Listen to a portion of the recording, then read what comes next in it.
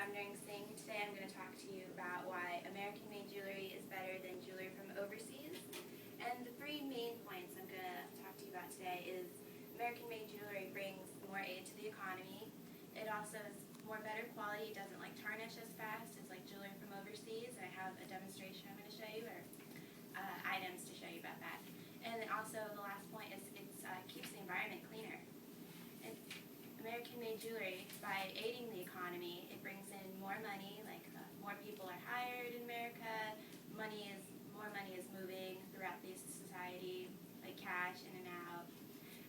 But some of the main points I'm going to talk to you about are 4 main jewelry stores: James Avery, Natalie Forgot, and Tiffany's & Company, and Cartier.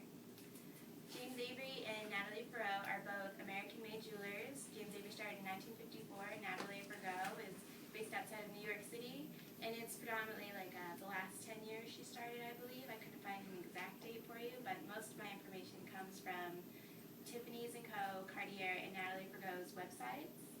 And also, because James Avery and Natalie Forgot are both American-made jewelers, they take in mind metal allergies that most people in North America would have, such as nickel. So I'll be talking to you about some statistics today that I found from healthmed.com and also webmed.com. And the HealthBeat report had a really, really good case study on one woman. And so those are just the main introductory points. Now, James Avery and Natalie Forgot, both their companies, they recycle metal. And by doing that, they're able to save more waste products, whereas Tiffany's & Co. and Cartier, they would just, throw away their metals, just keep mining from outside places that have illegal working conditions. James Avery and Natalie Forgot use ethnically sourced gemstones, and these gemstones predominantly come from the Gemological Institute of America. Now, Natalie Forgot uses ancient metalsmithing practices, and it's more like lossy wax casting system. So most of her metals, they come from their recycled casting. She's going to put it in a wax base, and they're going to from there, they're just transferred. They have 50 stores. So their main factory is in Manhattan, New York City. And then James Avery, all of their jewelry comes from Kerrville, Texas. He started mostly craftsmen, like woodwork, furniture, and then he moved over to jewelry making in 1954. Natalie Forgot, she only uses ethnical gemstones, so only from legal working conditions. No one's being forced to mine these gemstones. No one is being underpaid, and every ethnically sourced gemstone, it comes from within America. They're not coming from countries from overseas, for where they're making those workers mine in areas that's going to cause a lot of pollution and contaminate water supplies. So that's how it keeps American-made jewelry keeps the environment way more safer. Oh, and Natalie Forgot also uses conflict-free stones, which is the general term for it. And James Avery only uses conflict-free diamonds. Tiffany's and Cartier both use not conflict-free. They use diamonds that have predominantly come from these 7 different countries: Australia, Botswana, Canada, Russia, Sierra Leone, Botswana, and Namibia. These 7 countries, all the mining practices, before 2007, the Kimberley process had not overruled them, or they had not made those mining places legal to mine diamonds and gemstones of that nature.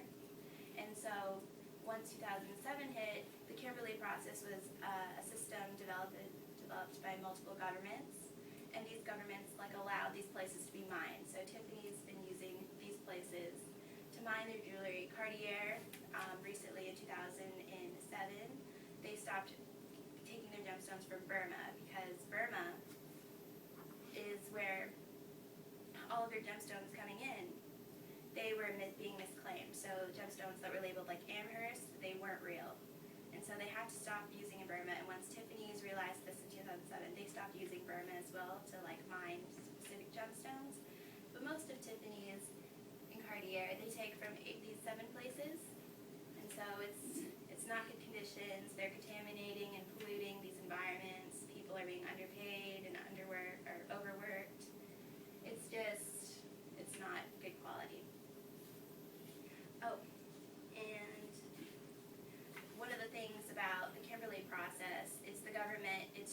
cut back on conflict diamonds, and conflict diamonds are diamonds that were smuggled by rebels to use to finance war, and they want to stop this process. And Cartier uses a system called the system of warranties. It's kind of like a sister company to the Kimberley process. So they're basically the same two kind of governments, but Cartier only recently joined this system called the system of warranties. It's a sister to the Kimberley process. So before that, they were using illegal conditions and overseas countries.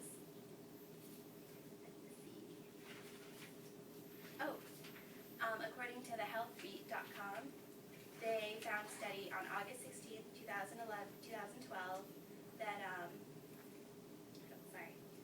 that a woman was recently, she broke out in like a strong case of hives and like a strange rash, and she was on she just started a diet based on soy and milk and oatmeal, and those items were high in nickel.